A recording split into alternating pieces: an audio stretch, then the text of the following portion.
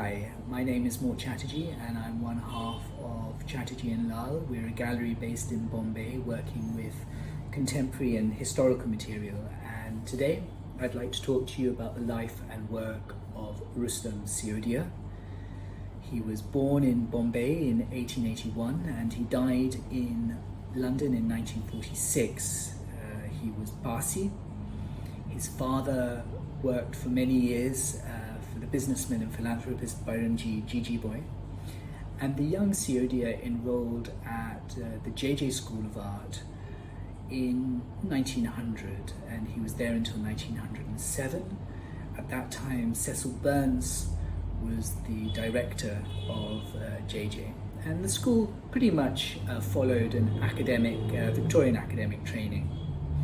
In 1908, Siodia moved to London and was the first Parsi, and along with Faizi Rahmin, the second Indian ever to study at the Royal Academy of Art. And he was there until 1913, and whilst in London he garnered a number of positive reviews. He was also exhibited on a number of occasions.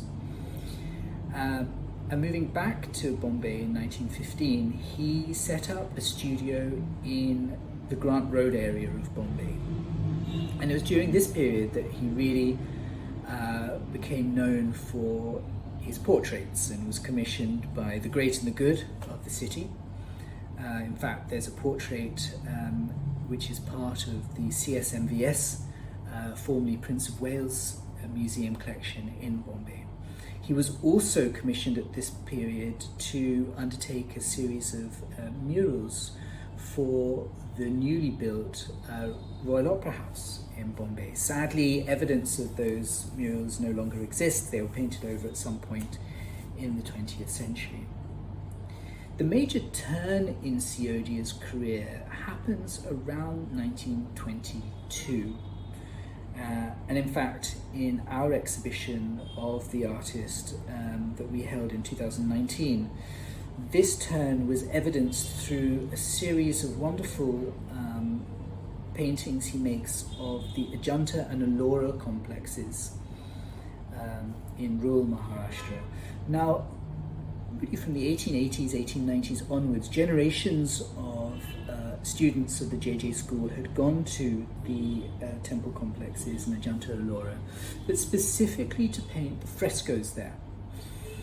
And in fact, it was those frescoes that formed such a major part of the stylistic evolution of what became known as the Bombay Revival School of Painting.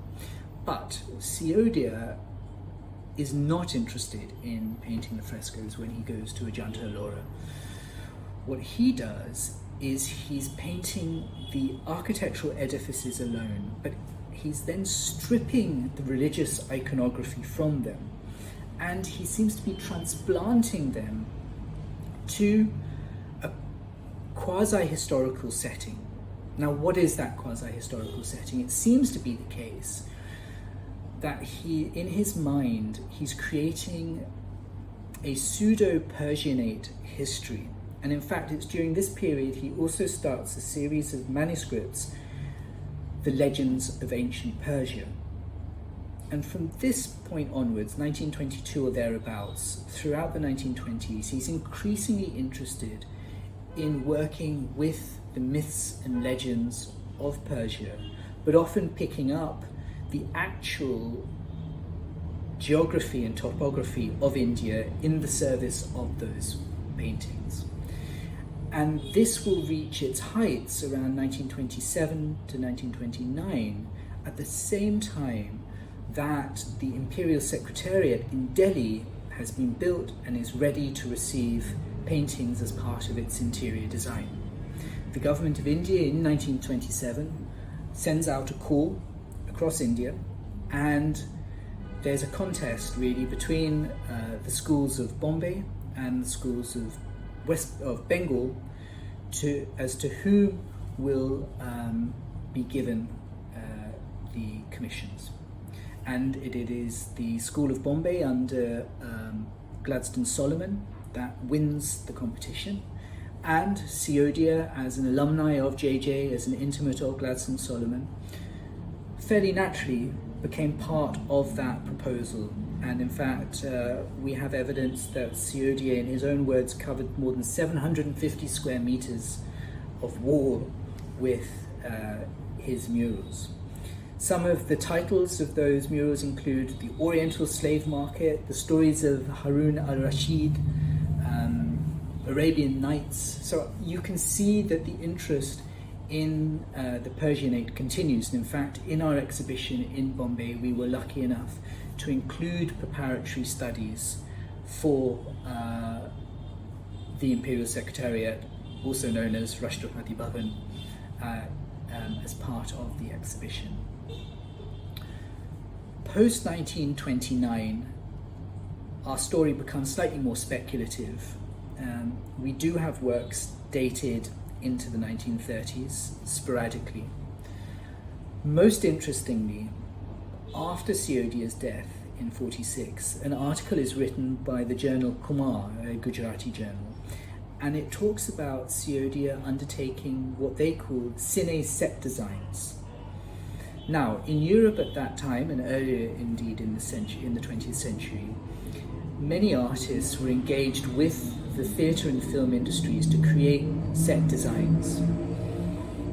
Is it the case, perhaps, that Siodia himself was doing that, maybe in India, maybe in Europe?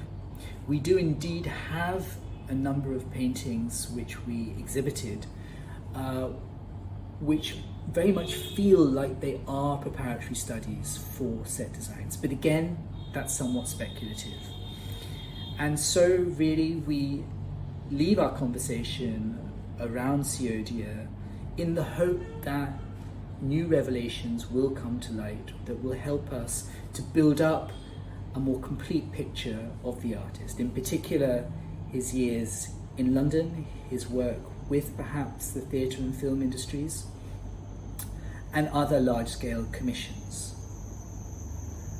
At this point, I'd like to thank the estate of Rustom Siodia, with whom we've worked very closely to form both our exhibition at the gallery and also our presentation with In Touch.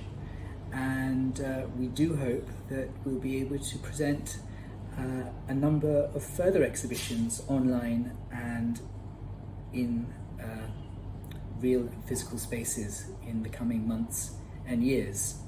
And with that, I would like to thank you for listening, and I hope that we get to meet soon.